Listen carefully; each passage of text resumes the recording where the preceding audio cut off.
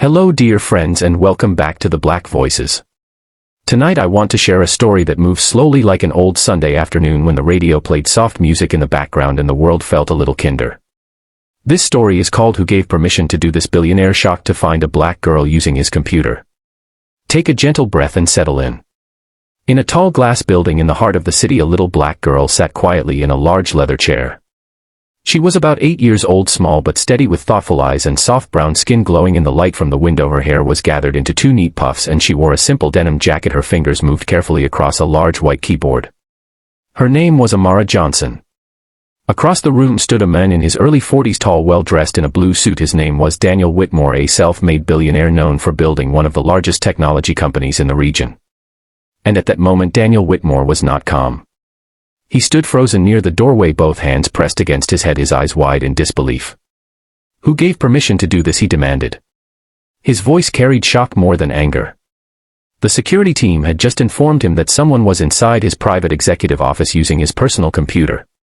No appointment, no approval, no clearance. And yet there she was. Little Amara.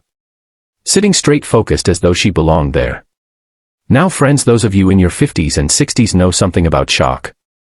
You know how life can turn in one moment. You remember the first time you saw a computer. You remember when offices still had typewriters and telephones with cords stretching across the desk. Daniel remembered that too. He did not grow up wealthy. He grew up in a small apartment with thin walls and a mother who worked double shifts. He had once been the curious child peeking into places he was not invited. But success can sometimes build walls around memory. Daniel stepped forward slowly. Security was about to escort the girl out, but he raised his hand. Wait. He looked at Amara more closely. She was not playing games. She was not randomly pressing keys. On the screen were lines of structured code. Daniel felt something unfamiliar move through his chest. Amara did not turn around immediately. She was concentrating, her small fingers moving with patience and surprising confidence.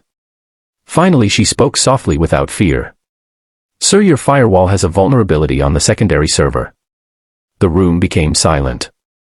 The security officers looked confused. Daniel swallowed. How do you even know what that is? He asked.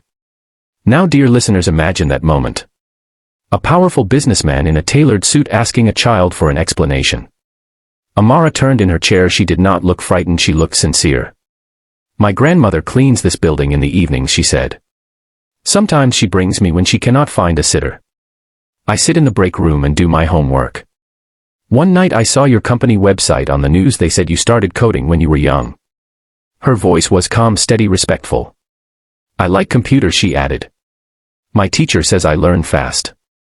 Daniel felt his heartbeat slow. He remembered his own grandmother who once told him that opportunity does not knock twice. He remembered being 12 years old, borrowing library books about programming because he could not afford a computer at home. He walked closer to the desk. Who taught you this? He asked more gently. Amara shrugged slightly. I watch free videos online.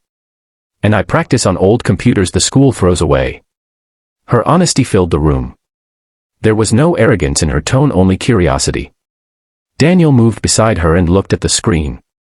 She was right. There was indeed a small security flaw that his senior team had overlooked. He felt embarrassment and admiration blend together.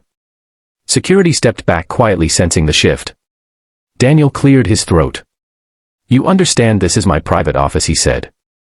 Yes sir, she answered. But I did not want to break anything. I only wanted to see if I could solve it. Those words reached deeper than he expected. I only wanted to see if I could solve it. Friends, when we reach our 50s and 60s we often look back and ask ourselves what we really wanted in life. Recognition. Security. Or simply a chance. Daniel dismissed the security staff and sat down in the chair across from her. Tell me something, Amara. What do you want to become? She paused for a long moment. I want to build things that help people, she said. Like programs that make hospitals faster or help children learn. Daniel felt a quiet ache behind his eyes. In boardrooms he heard investors talk about profits and expansion. But here was a child speaking about helping. He remembered his own mother saying success means nothing if you forget people. For a moment the busy city outside seemed far away. Daniel leaned back and took a slow breath. Do you know why I reacted the way I did when I walked in? He asked. Because you thought I was doing something wrong, she replied softly. Yes. And maybe I forgot what curiosity looks like. There was a small smile between them. Daniel stood and walked to the window. He looked at his reflection in the glass, a successful man, yes. But also once a curious boy. He turned back to her. Your grandmother works very hard here. She never told anyone her granddaughter was a tech genius. Amara smiled shyly. She says humility is important. He nodded. Your grandmother is wise. Daniel made a decision that would change more than one life. He called his head of development and asked them to come upstairs. When they arrived, he introduced Amara not as an intruder but as a young mind who had identified a real system flaw. There was surprise, of course. But there was also respect. He then did something simple yet powerful. He offered Amara a scholarship funded by his company. Full support for advanced computer education. Mentorship from his engineers. And a safe place to learn after school. Amara blinked slowly, absorbing his words. Are you sure? She asked. Yes, he said. Because talent should never depend on who cleans the building. It should depend on who dares to learn. Now, dear friends, this is where the story becomes less about money and more about wisdom. Daniel later visited Amara's grandmother to thank her for raising such a brave child. The elderly woman stood straight in her uniform and said something Daniel would never forget. Sir, she said. Doors open when hearts open first. Those words stayed with him. Months passed. Amara spent afternoons in the company lab. Engineers treated her like a colleague. Daniel often watched from a distance, remembering his own early dreams. The office atmosphere changed too. Employees spoke more about mentorship. More about community. Less about status. Sometimes the greatest disruption does not come from a market competitor. It comes from a child with courage. And for those of you listening tonight, perhaps you are grandparents. Perhaps you have watched the world change faster than you ever imagined. You may wonder if kindness still matters. This story reminds us that it does. Daniel once believed security meant controlling access.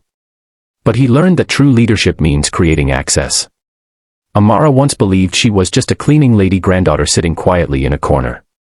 But she learned her voice carried value. Years later, when Daniel stood at a company anniversary celebration, he invited a young teenage girl to the stage. She stood taller, now confident, composed. He told the audience, "The day I asked who gave permission to do this was the day I remembered who gave permission to dream." It was life. It was struggle. It was hope. And it was the courage of a little black girl who refused to sit small. Dear listeners, as we move through our later seasons of life, let us not forget that wisdom is not only something we give. Sometimes it is something we receive. From the young. From the overlooked. From voices that history tried to quiet. Thank you for spending this gentle time with me here on the Black Voices. If this story touched your heart, please like, share, and subscribe to the Black Voices. And leave a comment telling us about a moment when someone unexpected changed your perspective. Iski complete Banadu by sharing it with someone who needs to hear it. Until next time, stay kind, stay open, and keep listening to the Black Voices.